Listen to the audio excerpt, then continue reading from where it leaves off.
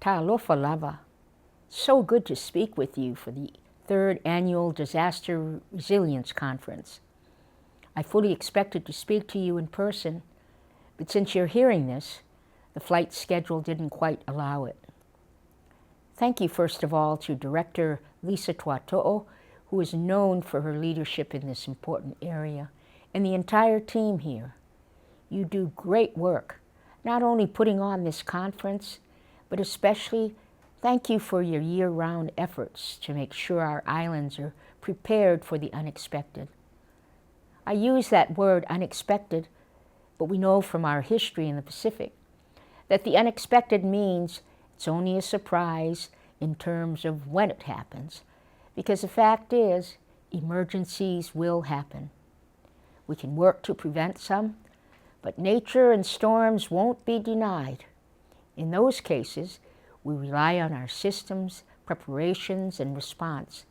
That takes many hours of planning and work, so your focus today is appreciated by our people. Let me note, whenever there's more that I can do at the federal level to support you, let me know. If you hear of legislation that sounds good, perhaps through your counterparts in other territories or states, contact me or my office. I'm happy to examine it, and if it's good for our islands, and assuming it's responsible bipartisan legislation, I'll be very happy to support it. Federal funding is a key to disaster readiness and response. In general, appropriations are at somewhat of a tipping point for next year. This month, Congress is back in session from the August work period, but traditionally, progress is limited in September and October of these even-numbered years. Then in November, we begin what's known as a lame duck session to close out the 118th Congress. What happens at the end of the year is very much shaped by the elections nationwide and influenced by what the people of the United States decide. By then, we'll know if the next president is named Trump or Harris, if the next Senate Majority Leader is a Republican or Democrat, as longtime Leader McConnell closes out his many years of leadership on the Republican side, and if the next Speaker is named Mike Johnson or Hakeem Jeffries. I know them both well, and I think we can assume that narrowly divided government is once again fairly likely, so bipartisanship is the best way to get things done. Fortunately, there's typically reasonable agreement on something as important as federal disaster funding, but there's a lot of moving parts as far as timing. After 10 years in Congress, my best expectation is that if appropriations are not completed, continuing resolutions will hopefully extend all funding as the fiscal year closes, followed by finishing the appropriations for FY 2025. A new administration, in either outcome of the election, will want to make a mark in legislation promptly. So I'll keep you informed as we go and look for opportunities for American Samoa. Last year at this time, we were taking in the terrible news of the Lahaina, Maui wildfire. I saw the devastation with a congressional delegation shortly after. A very solemn experience. There are major questions.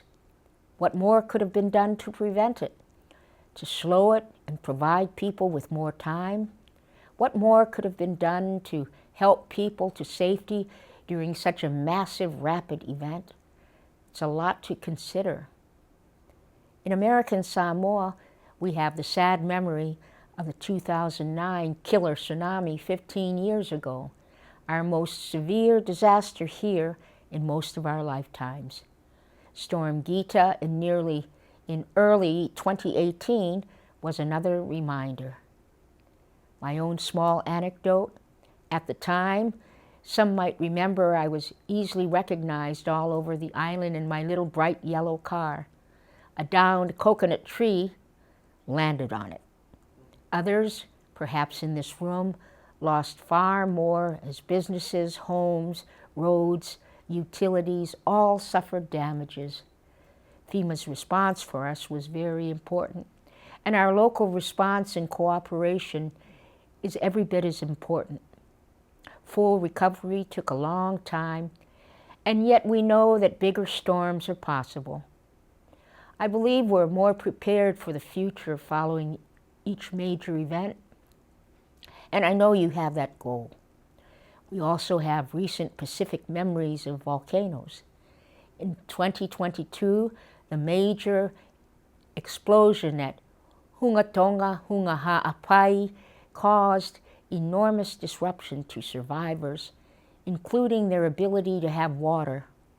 In 2019, tourists were lost in the unexpected eruption in New Zealand's Wakaari White Island. In 2023, when I visited Papua New Guinea with a congressional delegation, our Navy and Marines were deployed there near Bougainville due to a volcanic eruption that displaced thousands and caused severe need for drinking water. We know we have activity near Manua that thankfully has settled down since those 2022 earthquakes. I know you're working to anticipate many of the possibilities, as many as possible, while our prayer is for clear skies and smooth waters. Even so, this planning and readiness for urgent action will one day save lives. I commend your efforts. May God bless you and our people and the results of your focus on our safety at this summit. Soifua maia manuia.